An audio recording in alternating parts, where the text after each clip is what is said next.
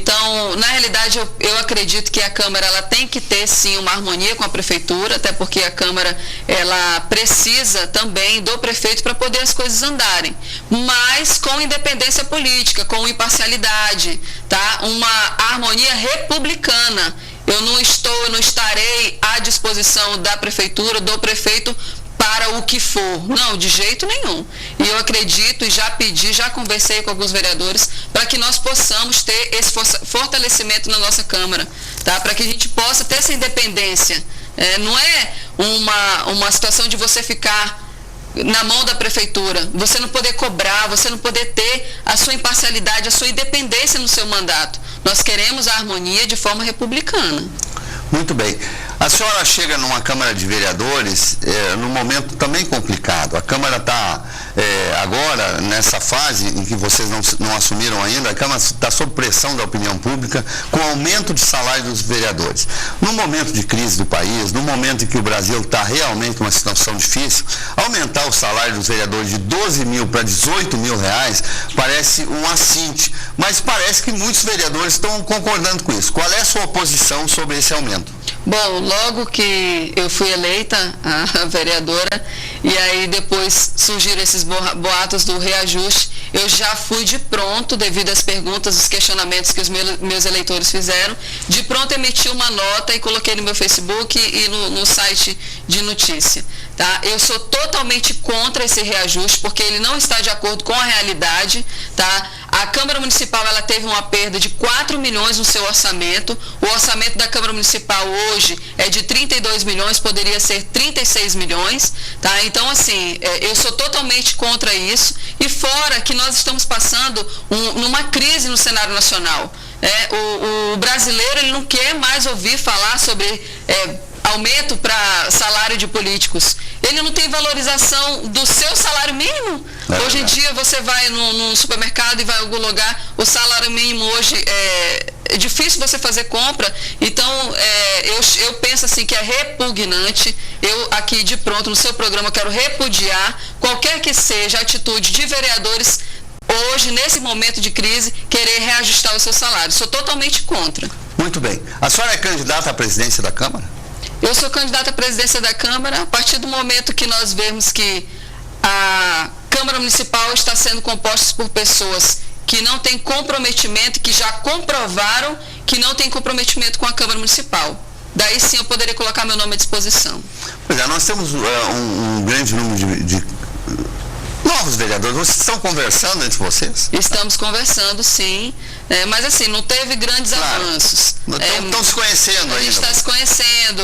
São 70% claro. de renovação. Tem pessoas ali que eu nunca tinha tido um contato, né?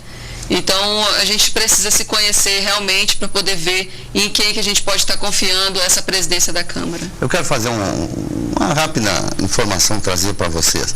No ano passado, o vereador Macário, que não se reelegeu, apresentou um projeto de lei na Câmara de Porto Velho, solicitando a redução de 50% dos salários dos seus colegas e dele também. Não passou da primeira comissão. Por isso é que a gente fica pensando, né? O eleitor tem que ficar fiscalizando as pessoas. Eu acho uma injustiça que o Macário não tenha sido eleito, porque ele teve, durante esse período, ele e alguns outros poucos, algumas ações importantes atendendo a comunidade. Mas isso acontece. O que eu quero dizer é que não dá para falar em aumento para político, nem para vereador, nem para deputado, nem para senador, para ninguém. E muito menos para outros poderes também. Os juízes já ganham muito bem, os promotores também. Está na hora de diminuir esse custo Brasil para a gente poder ter dinheiro para cuidar da população. Falar nisso, vereador, a senhora bateu chinelo, gastou muito sapato, bateu de porta em porta. Qual foi a sua impressão das pessoas de Porto Velho? Nós temos muita gente pobre, nós temos muita gente doente, ou nós temos uma população que mais chora de barriga cheia? Qual é a sua visão disso?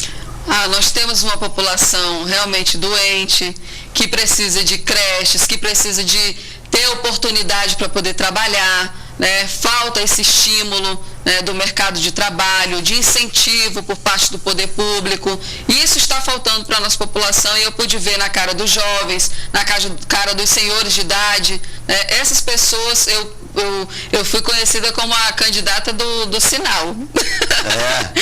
Porque eu estava na Avenida dos Imigrantes, estava lá na Amazonas, estava na Jorge Teixeira, então eu fui em vários lugares, eu fiz questão de saber qual era a vontade real do eleitor, e a maior vontade, o anseio, eu não fui pesquisar em Ibopes, né, naquelas pesquisas que o pessoal faz. Não, eu tive de perto, segurança pública, saúde, educação, que infelizmente, né, hoje está à mercê aí da sorte. Hoje eu tenho também um projeto que vou falar para o senhor aqui sobre a questão dos bairros residenciais. No segundo bloco nós vamos falar dos seus projetos. Eu só que antes de encerrar esse, a senhora representa também uma categoria muito sofrida, que é a categoria dos policiais. Tanto os civis como os militares. Mas os militares, como estão nas ruas, estão no dia a dia, no meio do crime, estão sendo perseguidos e mortos pelos bandidos, eles estão sofrendo muito. Qual é a visão dos seus colegas e amigos PMs hoje? Eu sou presidente em exercício da ASFAPOM, Associação dos Praças e Familiares da Polícia e Bombeiro Militar do Estado de Rondônia. A visão é de que nós precisamos melhorar no que diz respeito ao efetivo e equipamentos. Tá? Nós precisamos melhorar muito em relação a isso. E com relação a essa legislação que protege bandido e não protege as pessoas do bem, qual é a visão de vocês? É aquilo que o senhor falou, nós temos uma legislação, eu acredito, eu vejo que é uma legislação boa, uma legislação positiva, mas que tem que ser melhor aplicada pelos nossos juízes, pelo nosso judiciário. Se a legislação é bonita, ela existe, vamos aplicá-la. O que nós não podemos, queridos amigos, telespectadores e amigas, é aceitar a criminalização de quem cumpre a lei, que é a polícia. A nossa polícia é o que nós temos entre nós e a bandidagem que está tomando conta desse país. Nós vamos a um breve intervalo comercial, já voltamos com a vereadora eleita Ada Boabaide para falar sobre seus planos. Nós vamos falar sobre educação, saúde, segurança e outros que tais, ok? Vamos lá correndo e voltamos correndo. A deputada eleita Ada Dantas Boabaide. Uma jovem mulher, mãe de família, esposa do deputado Jesuíno Boabaide, gente da primeira linha da política, caras novas. O Jesuíno está fazendo um mandato muito produtivo na Assembleia e a gente espera que a dona Ada faça o mesmo. Como é que é ser casada com um político? Como é que é ser política? E você só fala sobre isso em casa, não? A gente só fala sobre isso em casa. O meu filho vira para mim e fala assim: mãe, vamos mudar de assunto. Vocês têm quantos filhos? Temos 2. 2. Um de 9 anos, o Rian Douglas. Quero mandar um beijo pro Rian, que vai estar me assistindo.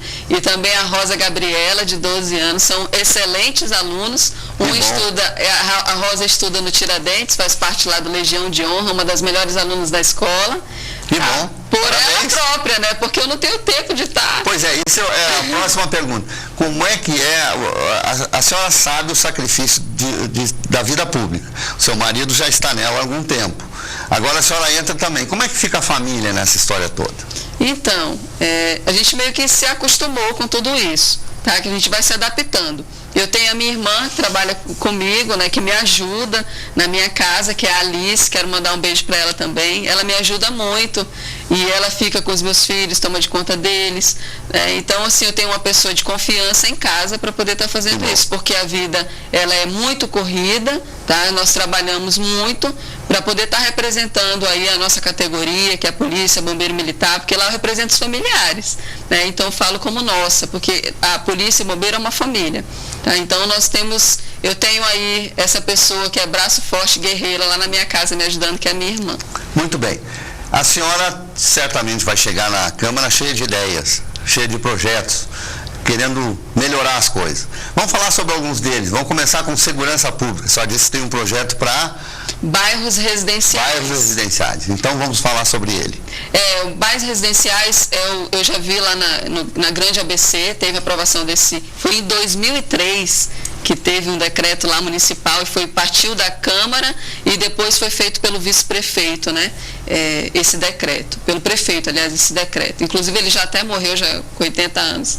Então eu vi que é algo muito positivo, porque hoje, Sérgio, falando um pouco da segurança pública, diz respeito à polícia e bombeiro militar, nós temos hoje uma polícia desmotivada, porque não recebe hora extra para estar trabalhando. Inclusive, dia 3 de outubro desse mês, foi feita uma portaria por parte do Comando Geral da Polícia Militar, onde coloca policial militar na folga, onde deveria estar recebendo instruções para poder trabalhar no policiamento ostensivo. Ou seja, ao invés de ele estar recebendo aquilo de bom, que seria um estudo, vamos dizer assim, uma filtragem do que está acontecendo no mundo da legislação, não, ele vai estar lá fazendo policiamento ostensivo, que é um trabalho, tá? E não vai ser remunerado para tal. Então, assim, há essa desmotivação por parte da segurança pública.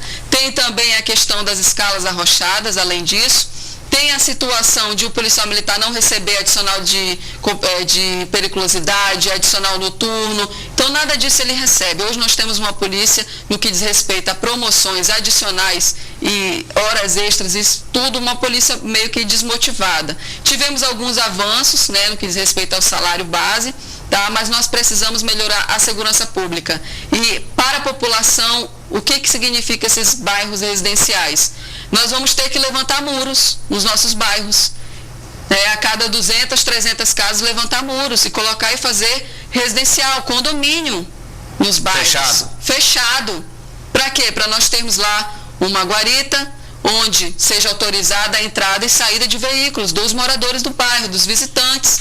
Né? E essa proposta vai ser levada lá para o nosso bairro. Eu moro no bairro Escola de Polícia, que é a zona leste da capital. Ao contrário do que muitos pensam, depois que o Jesuíno Boabadi foi eleito, que é meu esposo, nós não saímos, né, do nosso bairro, nós permanecemos lá na zona leste, tá? Morando no bairro Escola de Polícia já há 9 anos. Estamos buscando melhorar o nosso bairro, a qualidade de vida da população. Então, já que nós não temos efetivo policial, não existe essa valorização por parte da segurança pública no que diz respeito ao município, tá? Vamos colocar assim. Então, vamos levantar muros nos nossos bairros, tá? E isso tem que ser de consenso da comunidade, 70% dos moradores dos bairros, que também tem que haver um limite, tá? Claro. Não vou dizer assim, são 400 casas no bairro, vou fechar todo mundo. Não, fica até difícil o acesso. Mas a cada 200 casas, a cada 200 moradores nós podemos fazer um condomínio fechado. Isso é muito bom, porque hoje, na minha época, eu nasci em 1984, mas eu brincava na rua. Eu brincava de bets, eu brincava de bola, eu jogava vôlei, né? Eu morava ali no Jardim Acapulco.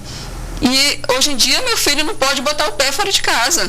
Não pode jogar na associação lá da frente da minha casa, não pode jogar bola lá.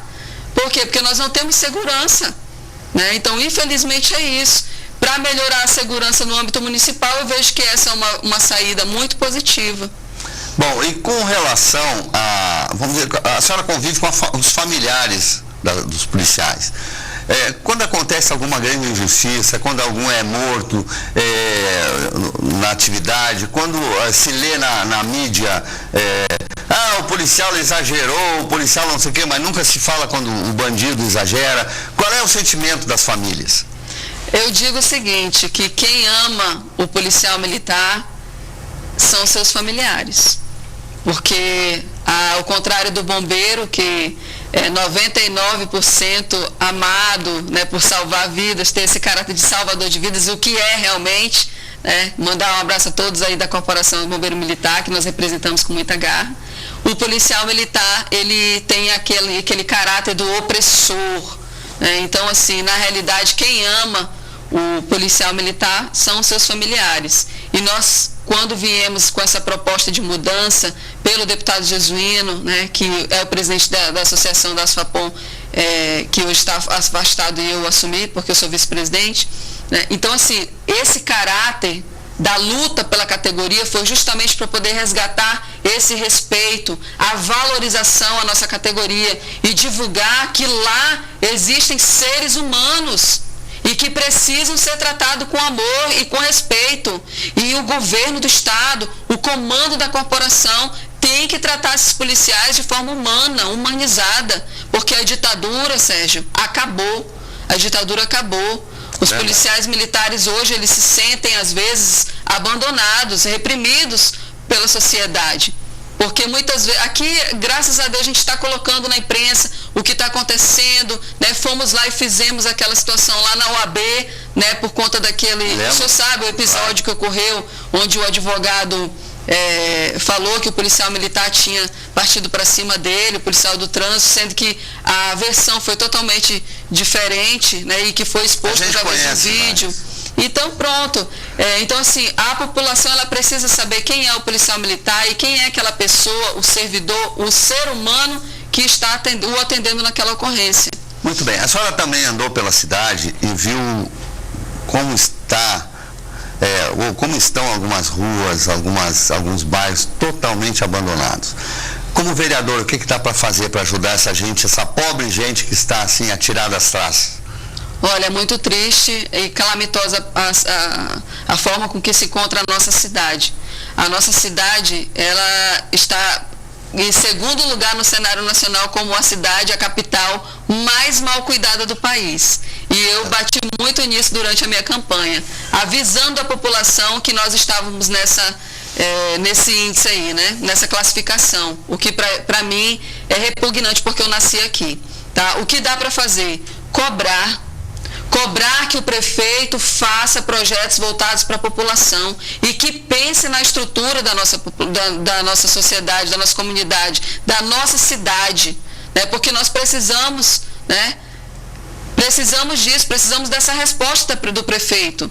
Infelizmente, essa gestão que passou deixou a desejar, começou a trabalhar no final, né? A gente começou a ver o trabalho da gestão anterior, que ainda vai finalizar agora, que para mim, Sérgio, sinceramente, o prefeito ele já parou de trabalhar. Eu estava vindo ali na Rua Daniela, com a Avenida dos Imigrantes, e já vi o mato se levantando ali no canteiro, já vi muito lixo por ali. Então, para mim, a prefeitura já parou de trabalhar. Todas aquelas máquinas que a gente estava, aquele maquinário todo que a gente estava vendo aí, fazendo o saneamento, tudo, o asfalto, jogando piche, né? Tudo isso aí já parou, tá? Eu moro na Zona Leste, sei que lá tinham muitas máquinas e depois parou. Então, assim, eu espero que o prefeito, ele seja uma pessoa que realmente venha para poder executar aquilo que eu estarei cobrando. Porque eu vou cobrar, Sérgio.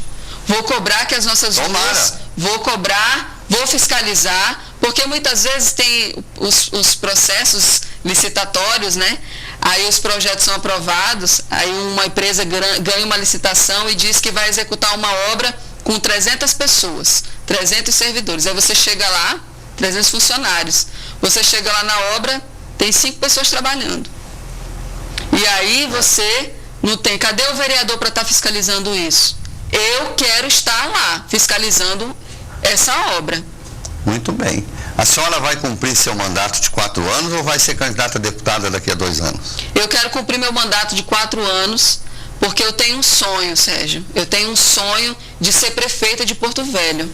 Eu morei 2 anos na cidade de Boa Vista, Roraima, e lá fez com que nascesse essa vontade em mim, de poder chegar à prefeitura e fazer como Tereza Zurita, que hoje está no 5º mandato, que é a ex-esposa do Romero Jucá, que antes ela levava o nome de Tereza Jucá. Eu sei. Ela fez um grande trabalho em Boa Vista, Roraima, com recursos parecidos com o nosso aqui de Porto Velho. Conseguiu avançar no que diz respeito à educação, lazer, esporte. Lá existe uma praça chamada Praça das Águas, um complexo poliesportivo no meio da cidade. Como vamos dar o exemplo ali da Jorge Teixeira. Sim. A Jorge Teixeira. Espaço alternativo, né? Tipo um espaço alternativo. Mas aí a gente pega do Trevo até o hospital de base, aquela parte do meio onde tem uma vala aberta. Ela aproveitou um espaço daquele e fez um complexo poliesportivo no meio da cidade. Então, assim, são 16 quadras, mais ou menos, que tem lá. É uma pista que vai para o aeroporto também, diga-se de passagem. Então, assim, ali ela me fez crer que nós podemos, com pouco, fazer muito mais. Então, eu tenho esse sonho, quero poder fazer esse meu mandato de vereadora, né? Se eu ver que que o mar não está para peixe daqui a 4 anos... venho para uma reeleição de vereadora novamente e aí vou pleitear a prefeitura de Porto Velho, É um sonho legal, é sinal que a senhora está querendo ajudar a sua cidade, né? E só vai conseguir isso se fizer um bom mandato como vereadora, né? Com certeza. Senão não adianta. Uma família de políticos, o deputado Jesuíno se destacando na Assembleia, e se a senhora conseguir um destaque lá na Câmara, e aí, como é que vamos disputar o mesmo espaço? Não disputar o mesmo espaço não, a gente pretende fazer sempre uma dobradinha.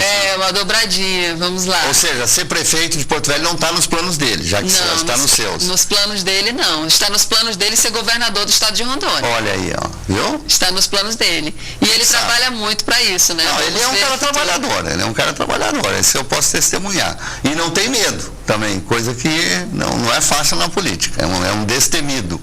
Verdade. Bom, a senhora tem mais um minuto, a senhora quer deixar algum recado para a população, quer mandar alguma mensagem de otimismo ou de pessimismo, o que a senhora quer dizer?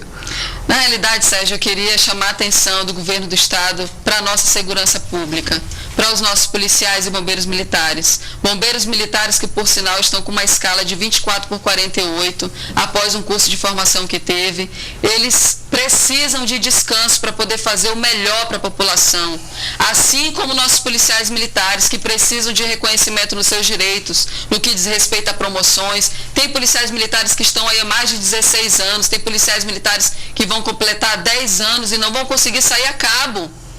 Então nós precisamos, o anseio pela segurança pública para valorização do nosso servidor, valorização do policial e bombeiro militar. Tá? Então, assim, eu quero deixar esse recado, porque estou hoje representando a categoria e quero, com essa oportunidade, poder chamar a atenção das autoridades competentes, comandante-geral da Polícia Militar, olhe para a sua tropa como uma tropa humana, uma tropa de seres humanos e que precisam ser valorizados, tá? Governador do estado, eu sei que o senhor tem feito muito pela nossa polícia, pelo nosso bombeiro, mas precisa arrumar algumas partes que afetam diretamente os nossos policiais, que são guerreiros, estão provando a cada dia. E para toda a população rondoniense e a população aqui de Porto Velho, acreditem e confiem em Ada Dantas Boabaide, porque vou fazer a mudança. A minha proposta política foi essa. E não vai passar de uma promessa, não, eleitoreira. Vou fazer como já estou fazendo, tá? Representando a nossa categoria policial e bombeiro militar. Vou fazer o mesmo pelo município de Porto Velho. Um abraço a todos.